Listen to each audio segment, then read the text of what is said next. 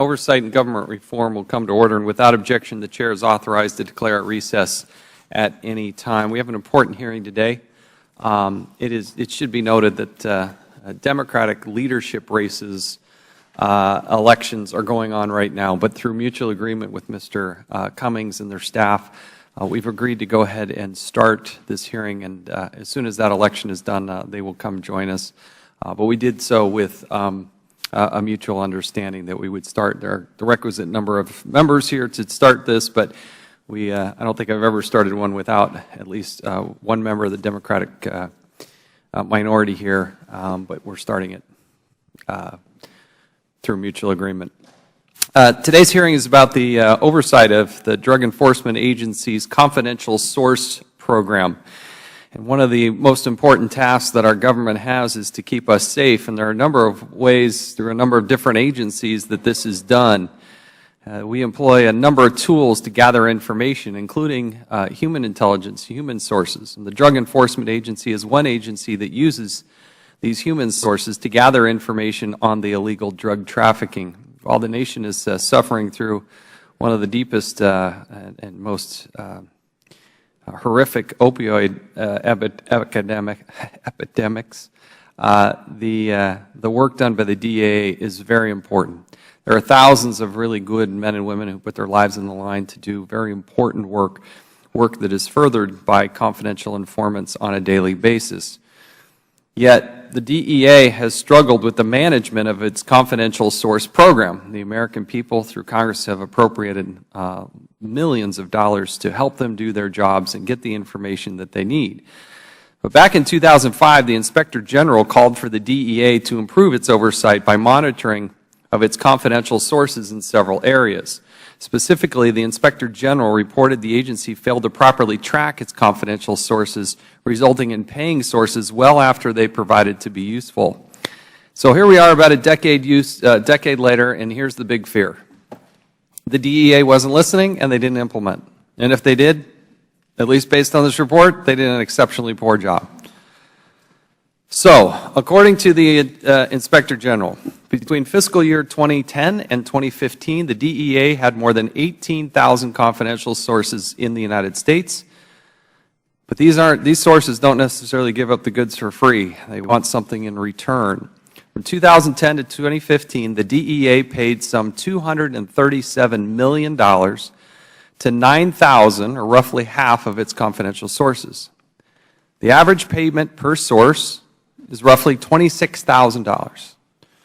When an agency is spending taxpayer dollars, it must get the most bang for the buck. We ask these men and women to make decisions on what the costs of these types of informants might be. The DEA, according to the Inspector General, paid 477, quote, limited use sources, end quote, that the DEA deemed as relatively low risk, an estimated $26.8 million. That's an average payment of more than $56,000 to sources who were supposed to be providing information to the DEA on a limited and voluntary basis without direction from the DEA. However, it turned out that many of these tipsters were actually working on behalf or in partnership with DEA agents. Other findings from the Inspector General's report. This one just bugs me to no end. The DEA paid $1.5 million to Amtrak and TSA sources for information they could have gotten for free by going through the proper law enforcement channels. In fact, in one case, the DEA paid one Amtrak employee, a United States government employee, $854,460 over 20 years just for sending passenger name records along. $854,000 this person took. One person from Amtrak. The DEA's records were so bad that the Inspector General couldn't determine whether the sources were being reliable. The DEA paid more than $9 million to old informants that were no longer considered active, despite a policy against paying deactivated informants. The DEA provided federal benefits, including workers' comp, to confidential sources with no process or controls on how these benefits were awarded. And finally, the DEA was uncooperative with the Inspector General throughout much of the investigation. Nothing but nothing will frustrate Congress more than limited access for the Inspector General. You know, I say this almost every day now. We're different in the United States of America. We're different. We are self-critical. We do look under the hood. We do have people come in and audit things. We do it in the spirit of making things better. There is no reason that I can think of that the DEA should ever hold any information back from the Inspector General's office. And I want to hear the answer to that. It's just terribly frustrating, and it's wrong. The Department of Justice Inspector General also pointed out another boondoggle by the DEA in a joint venture with the Department of Defense. The purpose of the 2008 program was to procure and modify an aircraft for surveillance operations in Afghanistan in 2012. After 8 years and millions of dollars wasted, at the last report, the plane sits in Delaware, inoperable, resting on jacks. The program has resulted in the government paying $86 million, 4 times what it was supposed to, for a plane that was supposed to be ready in 2012. And it's still not flying. In fact, it's projected to be ready in 2017 and will never fly the mission it was intended for originally in Afghanistan.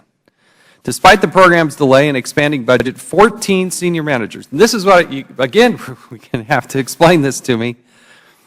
Here we have a plane that's approaching $100 million that isn't flying, wasn't used in Afghanistan, and the 14 senior managers responsible for the program received a combined $1 million in bonuses.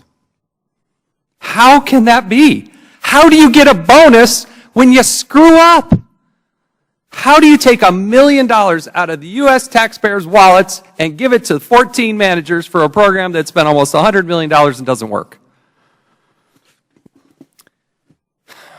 We love the men and women who work at the DEA. It is tough. I have but a few times gone out with agents like this and our local law enforcement and watched them go through this. It is dangerous. It is tough.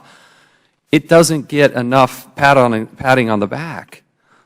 But ladies and gentlemen, we can't waste the American taxpayer dollars to this degree. Should we be paying for confidential informants? I think yes. Should we be giving one Amtrak employee $850,000+ to hand over a list of passengers? No. And that taints the entire agency, the reputation of the good men and women who work there. But we have to answer these questions, and we want to get some answers.